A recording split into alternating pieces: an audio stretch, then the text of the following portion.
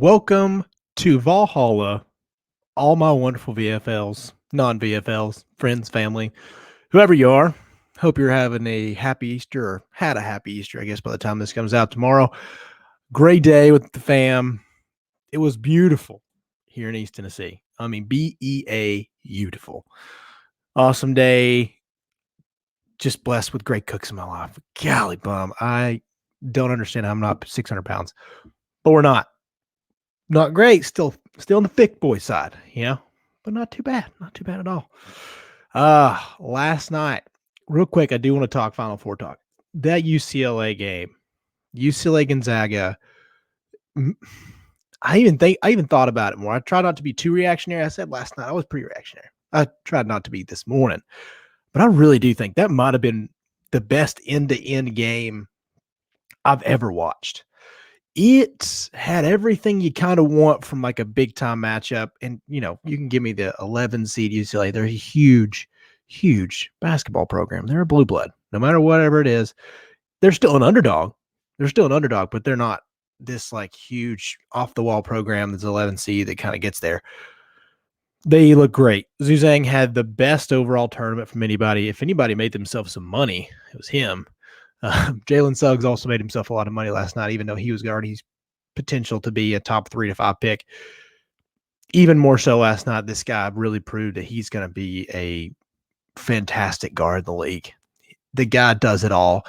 It's going to be awesome to watch from now till whenever his career ends. He's good. He's really good. He made the block and the laser through traffic bounce pass to Timmy on the dunk. One of the best sequences you're going to see all year. It was amazing. Those guys, Gonzaga is so good. Baylor's just as good. At their best, Baylor's just as good. Their guards, Baylor's guards come at you from all over the place. They turn into bullies. When they lock it in defensively, they're tough. Them boys can play. And Mitchell and all these cats are just playing out of their minds right now. They're a great offensive rebounding team too. And that was the thing with Houston is everybody's like, well, they're a good offensive rebounding team. You know why? Just like Charles said, it's because they can't shoot, man. So I don't know. Baylor just really exposed them last night, the other night. And I can't tell you that I don't know. I think this is a Baylor win. I really do. I think if they play at their best, they're the only ones that can beat Gonzaga.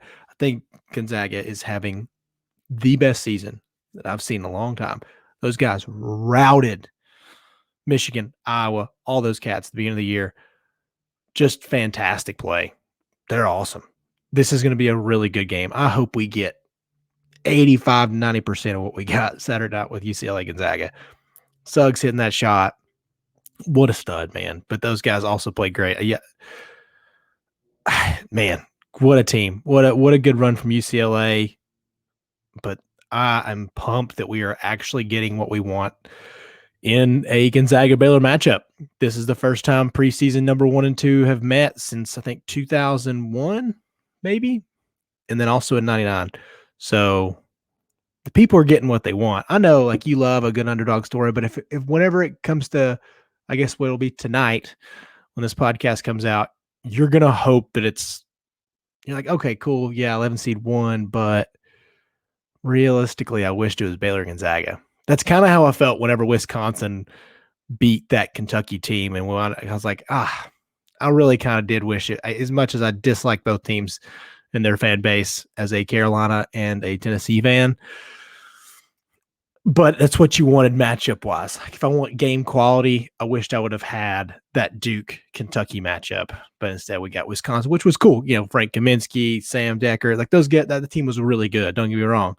But you wished you would have had that. And I'm glad that didn't happen. As cool as UCLA would have been, what a great story, huge program. Them West Coast numbers, God, they would have pushed that game back to like 11:30 on Monday night just to tick us East Coast people off. Anyway, so a great game. I'm stoked for Monday night. I'm really pumped for this national championship. This is going to be really good. We got a ton of NBA talent just flying around out there. 2 of the best teams I've watched in a long time. These guys can fill it up, man. So I imagine it's going to be another high-scoring game. I can't remember what the over is on that one. I'll look that one up real quick. It's gonna be a tough because life's too short to bet the under, So yeah, right now on DraftKings, it's 159.5. Ooh, that's a lot of points, man. It's a lot of points for a lot of nerves. Listen to our I wonder if our boys, I'll try to get our boys from the competition problem to post something about it. See what they say. They're much smarter bettors than me. Anyways, let's get to some football, basketball, and baseball for the Tennessee Vols. But first, just want to give our shout out to our great friends over at Parkway Pourhouse, the presenting sponsor of Chat 10 Sports. Welcome to VOLHALLA Podcast. So if you're in Chattanooga or in the Chattanooga area, come on by Parkway Pourhouse. They have been hosting our watch parties for 2 years now. This has been awesome. These guys are great to us. They treat us right. We're like a big family over there on Saturdays and Sundays whenever football season comes around. And I'll tell you what, some of the best food in Chattanooga, great drink menu, and don't want to tell anybody, but definitely the best wings in Chattanooga. That's saying something. It's a low-key good wing city. Low-key good wing city. So head on over to Parkway. Head on over to parkwaypourhouse.com to plan your visit today. And let's talk about football first.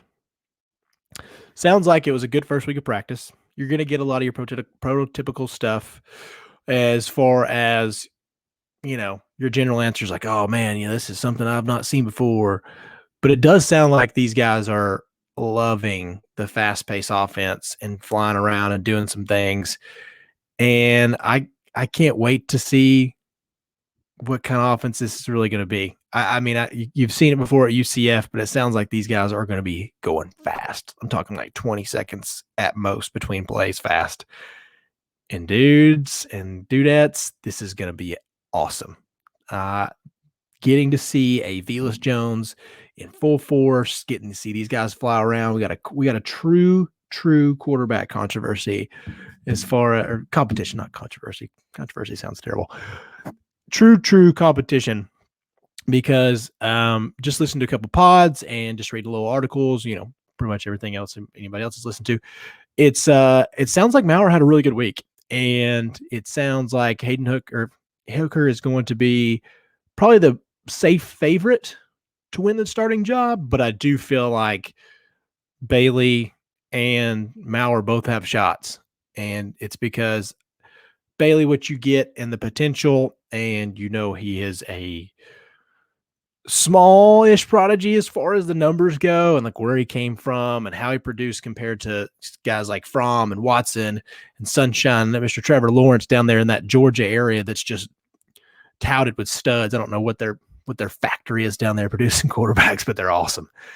So I do look forward to seeing how that works out. I want to see if Maurer can compete because he's a stupid good athlete, Like he is a fantastic athlete. He's got a pretty quick release, and that's a big part of this offense.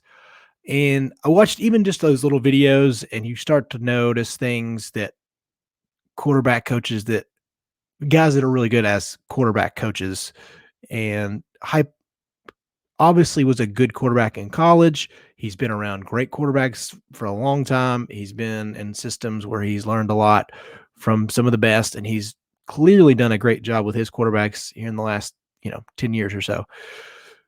I was watching a video with him and Hooker, and he was just talking about body position. And it's little things like that. It's like, whenever he was rolling back for a handoff or a play action, he's like, you're at a bad body position.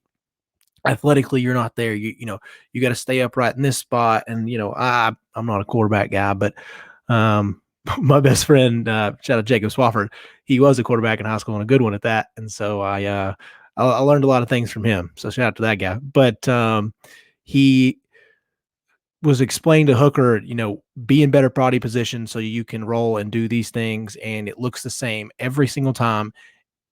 And also it puts you in a better spot to plant, curl, continue on with the rollout, depending on which way he wants to go. So it's all these little things, these little knickknacks and adjustments to make. And I really think he's such a smart guy. And even the way he spoke to players, and I'm sure we're not going to get the F-bomb dropping, snippets here and there from practices, but I do like the way that he speaks to guys, and he wants people to learn. He's there to coach, and look forward to it, man. It sounds like, and Cody Burns talked a little about recruiting this weekend, and these guys want to make a difference.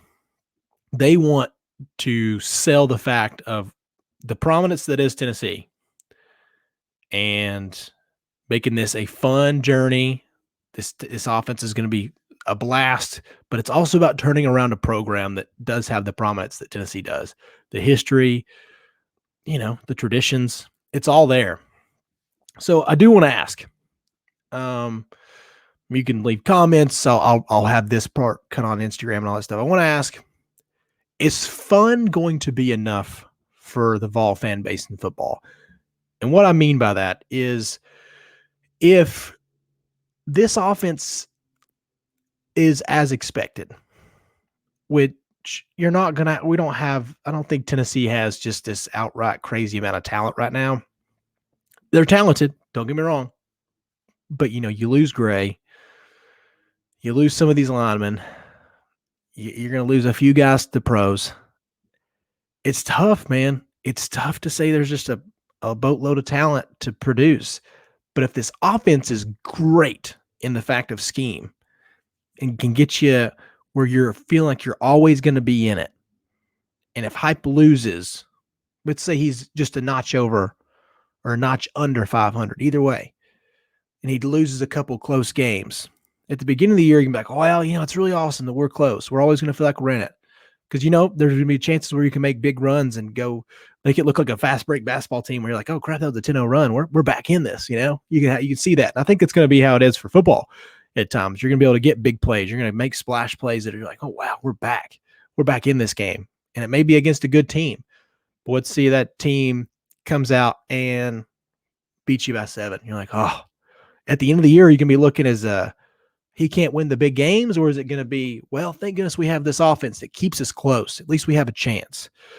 So that's always going to be a tough thing to look at is, do you think the narrative changes from early to late? And I hope it doesn't, because I do think this offense at least keeps you in it. So that should be something Tennessee fans should be happy about. And I'm afraid it might turn the other way in 12 to 18 months, because what if he does lose some close ones? It's going to be frustrating. I don't know. I like the way things are going.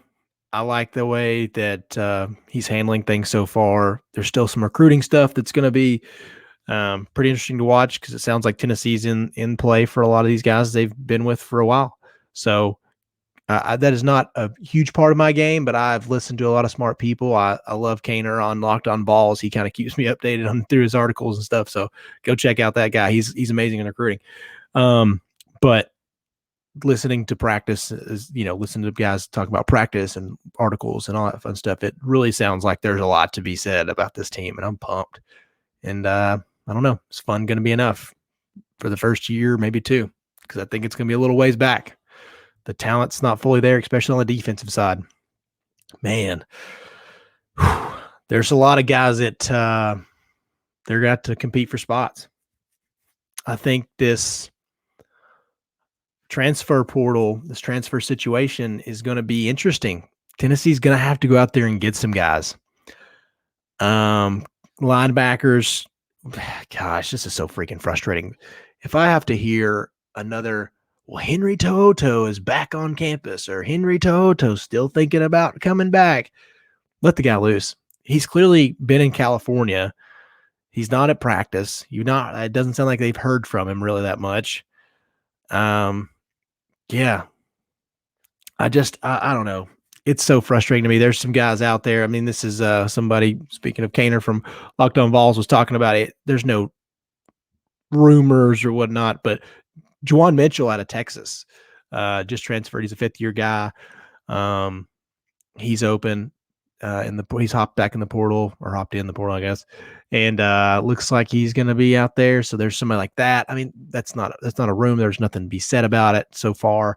But there's plenty of guys out there. and Crouch and Toto are the first two guys, first two of the three guys you see on that list whenever you go to 24/7 or whatnot about the transfers and linebacker spots. And you're like, my gosh, man, I would like to have them back. I think both are talented. And man, does Tennessee need the depth. Man, does Tennessee need this depth. Secondary, linebacker spots. I think they need some extra people. Transfer portal is going to be fun to kind of keep an eye on. And also breeds competition in practice. These guys are going to have to be in awesome shape to play against this offense every day. So at least you're going to get some well-oiled machines and a well-conditioned defense and a well-conditioned offense. What that does is creates plays later on in games, how I feel, that you probably wouldn't have made because, you were a little tired before you're on last year's system. And now you're just a little bit longer winded. You're able to go a little bit faster late in the fourth. Maybe just a hair. Maybe you make a shoestring tackle that you would have gave up on last year. Little things. It's little things like that. And I don't know, it's like a stretch, but it's the way it is, man. When you're in better shape and you're working that hard and you're playing against fast-paced offenses every day in practice, you're going to get better. And there's a lot of speed on Tennessee's offense. So the defensive guys are going to have to learn to contain in different ways, and speed kills. So if they can learn how to at least get better at that, there's a route to becoming a better defense that I don't feel like has a great amount of talent. But I do like what Tim Banks is doing, and really hope that having a really solid defensive staff, really solid. I'm excited to see what these guys do as far as the elevation and making guys play harder, and it's going to be an excitement we've not seen in Knoxville in a while. And yeah, good first week of practice. It sounds like everybody's getting reps at quarterback, so that competition is going to be wide open, and I'm pumped for it. Basketball. So as we talked about, it sounds like so obviously Keon Johnson's gone. Keon's gone. No, Jaden Springer's gone. I don't know what the heck I'm talking about. Jaden Springer's gone. Keon is probably gone. We have not heard for sure. Fulkerson, I hope, comes back. I think that would be his best move. But we don't know for sure. But one thing we do know for sure is Rick Barnes is already working and got a really good transfer in Justin Powell. He was a guy that played at Auburn last year and filled in for Sharif before he got back on the team. And sounds like we got somebody that can play 1 through 3 in Barnes' system. He adds the front court the back court is fantastic right now. Even without Johnson and Springer, it's going to be a spot we don't have to worry about. There's always a good solid ball handler on the team, even on the second string, all the way down. You don't have to rely on Victor Bailey to have spurts of ball handling too much, which is a good thing. It sounds like Powell is going to be able to fit right in, play a little PG, but clearly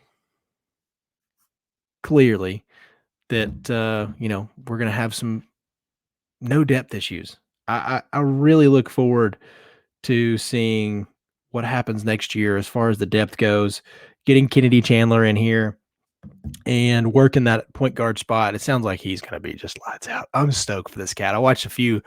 I saw Ron Slay posted online, like check out Kennedy Chandler here on ESPN. He was playing, I guess, that national championship type thing. And you boy can ball. You boys can be a really good point guard. He'll wind up being the number 1 point guard in the 2021 class, which is gonna be pretty sweet. We got an absolute stud, man. I'm pumped for Tennessee and pumped for Rick Barnes and this Justin Powell thing. Now he's got a spot up shooter. He's got another ball handler.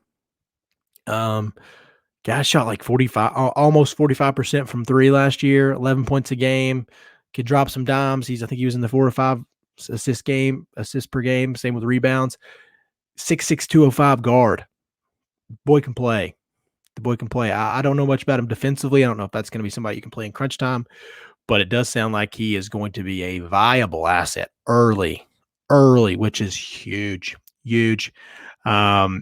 I can't wait to see how this all gets put together. And if John Fulkerson wants to come back and make a run, hell of a year to do it, man. With Meshack coming in too, you got somebody that can play that wing spot. Victor Bailey. I think Victor Bailey really comes back with a vengeance next year. I think he felt pretty bad about outside of that 4 to 6 game stretch he had. He wasn't great. He was pretty bad defensively throughout most of the year. And I hate to say that about a guy. He's 20 years old, but still, he was pretty bad. And he shot the lights out for a while, but he's got to figure out some ball handling skills too. He's 50,000 times better than me. I know that. I get that stuff. But if you're going to be playing Division I, you have to understand what skills you should have. So I do think that he is going to wind up being somebody that works really hard. I think he is the next Rick Barnes project. I've talked about this multiple times on this pod, that every year it seems like Rick has one main guy that takes up and like elevates his game to the whole next level. And it's usually somebody that he harps on a lot. Look back all the way from Kevin Punter. Grant took a humongous step. And Admiral took a humongous step. And Jordan Bone took a humongous step. Like all those guys, the year after year after year, took these next steps. John Fulkerson, from sophomore to junior, huge step. Look at him. Look what he did last year. 2019, not 2020, not his best year. I think if he comes back, that boy could be good. Because he understands his role. And unfortunately, he learned that very late in the year, in that last Florida regular season game. And just didn't really produce much after that, unfortunately, due to injury. So it kind of sucks. I think he comes back, and gosh, damn, paying for that elbow. That sucked. Right in the eye. Only had to sit out one game. Sucks. But it's part of it. You know, it is what it is. It's over now, but come back next year, Fulky.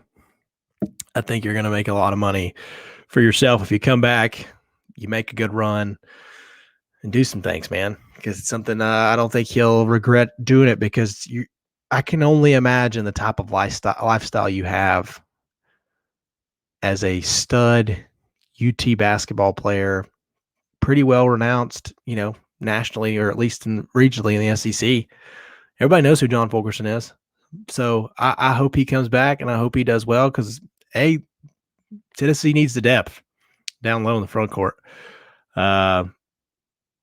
We'll see. Euros and a couple others. Gaines is gone. Pember's gone. Shout out to Pember. I really do think we're going to look back, and it's going to be like second or third week in January or February. And you're going to look on a random box score. Maybe you had a gambling night. You picked up the random Tuesday night game, and you're going to look and be like, hey, man, this team was cooking last night. What happened? And it was Devontae Gaines has triple-double, or Pember goes 8 for 9 from 3 and gets in a couple layups and fouls and has like a 30-something point game. You're like, what the heck? Good for those guys. I don't think they're going to dominate. I do think Gaines can actually be a good player, like in a smaller school. I really do. I think he's got all-around skills, and I know he gets crashed for those free throws, but you know what? He wasn't really supposed to be in that spot. His spot that he came in to do was to go get a stop, and that's always going to be forgotten, is because he missed those free throws. But the play before that, he came in to get a defensive stop. You know what he did? He got that defensive stop, played great defense, just got fouled, and it was kind of a foul. If he could just toss that off, who knows? That's tough, man. That's always tough, because that play's going to get forgotten. And Devontae Gaines, great energy, just an awesome teammate. I thought in 2019 he seemed like the only guy that had like a vocal leadership That's really got to turn around this year. That's a big part. And I know Triple J wants to be that guy, and I hope he does. I hope he turns around. I think Triple J has potential to be like Draymond or Ben Simmons light. And I say light pretty heavy. And I'm not being a jerk. I think Triple J has awesome skill sets. I think he's dude, genetically, holy crap. Outside of Pons, he's a physical specimen. 6'6", long, good strong shoulder frame. The dude's gonna be good. And I think if he also is that, if he's the next step guy, watch out. If that dude like figures it out, it's like, all right, I'm tired of being passive. That dude. And also what I mean by the Draymond and Ben Simmons aspect, because I think he can be a lockdown defender 1 through 4, 1 through 3, especially, but can cover fours and cause problems. And if he can also become a distributor, true leader, you don't have to go out here and get 40 points. That ain't his game.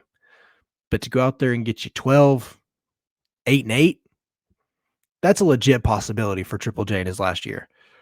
And I hope it happens. I really do. I think if because he and Victor seem like the kind of guys when the game was done, it's like, not my best year. Good stretches, definitely not my best year. So I think this team's going to come back with a vengeance next year, and really good getting Justin Powell. I think that's going to be a guy you can play 1 through 3, possibly a weird 4 if we get the right big guy. There's going to be some transfers.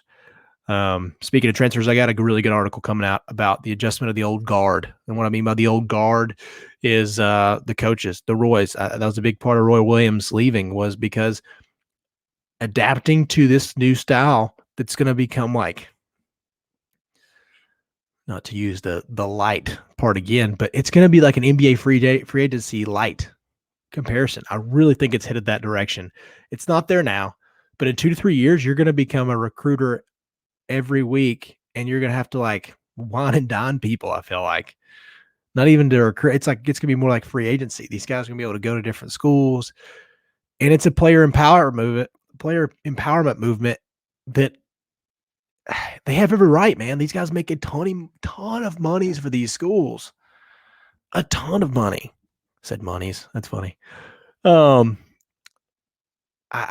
just think it's going to wind up being that way, and especially with the likeness, there's going to be a lot of financial burden for each person, and these coaches are going to have to adjust big time. I'm excited about this article. I think it's going to be something pretty cool that I want to do a good job on it, because it's going to be a lot to learn, because it's going to be and it's going to be very different. I think you're seeing this already, and Rick Barnes is adapting well already. The transfer game's strong, and that's somebody you got to be working on it ASAP. These guys are growing up in this era where they feel entitled, and not I don't mean that in a negative way. That's a good thing, because they are assets. From a business perspective, they are heavy assets. Like, their value is a lot, especially if you're good. Like, if you come in there and you help change a program, you help put butts in the seats. Hey, you're a valuable commodity. And I mean entitled, because they should be. These guys are really good. People want them. Schools are recruiting you. And if your likeness is there and you're going to get paid for it, you're going to get all these promos, you should have the option. If they're going to give you this one-time free transfer role, make the right call. Don't screw it up, kind of thing, in your own mind. So you know what they're going to do? They're going to go out here and they're going to be like, who's giving me the best offers? What's it going to be like here? And coaches are going to have to work harder. And these guys follow these giant entrepreneurs on Instagram that talk about you should control your own life. And you can tell me that's not a part of it, but guess what, man? Social media has a huge influence on all of us. We all get a little fired up seeing like these like entrepreneurship Instagram posts. You're like, yeah, I'm going to go seek the day out, win the day, all that stuff, be your own boss, blah, blah, blah. They all see that too, because these guys are cool. Entrepreneurship is a cool thing. NBA players are the most popular people in the world. And guess what? It's transferring over, because seeing these NBA players have this empowerment aspect has clearly transferred over even to powerful people like Deshaun Watson and Le'Veon Bell. And they have guided free agency in different ways. and it's leaking into the college game, and especially when money's involved. This is going to be very interesting, and I look forward to seeing what it's going to become. It could get nasty in some points. You thought violations and stuff were weird now? Man, there's fixing to be a whole lot more money coming into these players' pockets at 18 to 21 years old. Man, you guys remember how stupid we were at 18 and 21. You might have been smart in a lot of aspects, but you still had dumb qualities. I've got bad qualities now. I'm 18 to 21. Whew, please, man. So it's going to be interesting to watch Tennessee baseball doing their thing. I laughed so hard at some of these comments from the LSU coaches. Baseball stuff, man, Tennessee's a bunch of meanie heads. It is a thing where I think the coach was trying to almost call his players out, being like, "Oh, it really got in their heads." Because that's kind of what he said. Was like, it really got in their heads, and it took them out of the game. And I think in a weird way, him calling them out on I think regional radio show, I think might have been a strange way to tell his players or something, but it didn't work. It didn't come off that way. It sounded like he was kind of being a pansy about it. Very Butch Jones-ish from what some people said. I don't know if I want to talk about Butch Jones, let's be honest. But it was cool, man. It was cool to see Tennessee sweep LSU and do things in Knoxville. Some good things going on in this baseball program. Solid day, solid weekend for basketball. Looking forward to national championship. Cool weekend of sports too. Roy Williams. I mean, as far as news, it's kind of sad to me, to be honest. I'm also a side Tar Heel fan. Sorry to disappoint if you have something against. I know the Tennessee Carolina football game hurts some hearts, and so does basketball. Those were some great games. But Roy was a special dude, really good guy. It seemed like just a legend, man. But he's a part of the old guard, and Walker Kessler was something. I think that part was getting frustrating because he's learning these kids are just different nowadays. That's a good different. They're smart, man. These kids come in like more well-defined and refined these days. Just a little bit level head.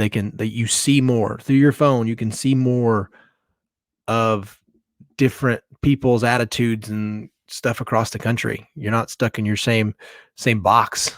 Even some of these guys that were well recruited, you didn't get to see how everybody responded. You didn't get to see so many personalities. And I know it's social media, and I get that it's only going to show your best. Sometimes it does. There's some people that are really good about showing their best, worst, middle ground, and you record enough, you're going to see the best and the worst. So these guys watch these cats, and they learn different ways, and they see and a lot of these kids are really good people by that, I mean, and they want to help. They're like, hey, I can make a ton of money one day. I want to do this. I want to be smart. And it's cool to be smart again. It's just strange because there was a period it just didn't feel like it was like, go be an athlete. Don't worry about school. Do your thing. Get out of there. One and done. Now these kids like, I want to be well refined. I want to understand business. And yeah, people just invest in them, especially whenever this money's going to come along. It's going to be a lot. But player empowerment is moving over to college basketball, and that's going to be something the old guard of coaches are going to have to watch out for. Guys, I appreciate it. Guys and gals, I appreciate you listening. As always, follow us at chat10sports.com, chat10sports on the Instagram, the Twitters, and the Facebook. And yeah, good pod today. Just want to do a little Vols update. Little college basketball update. Masters next weekend. Opening day was great. Baseball's in full swing. This is a good time of year. This is a really good time of year. This is probably my favorite week. Maybe. Football's great too, man. I don't know. It's tough. This is 1A, 1B favorite week in sports. Masters coming up. I'm gonna clump together this 7-day stretch of opening day, national championship, and the Masters coming up next week. It's perfect. It's a perfect run. It's a great run. I can't wait. I'm pumped. Beautiful weather, beautiful family, great freaking weekend. And shout out to UCLA Gonzaga for giving me so much joy and entertainment. Peeps, I appreciate you. Like, subscribe, comment, share us, and we out. Welcome to Valhalla, my friends and family.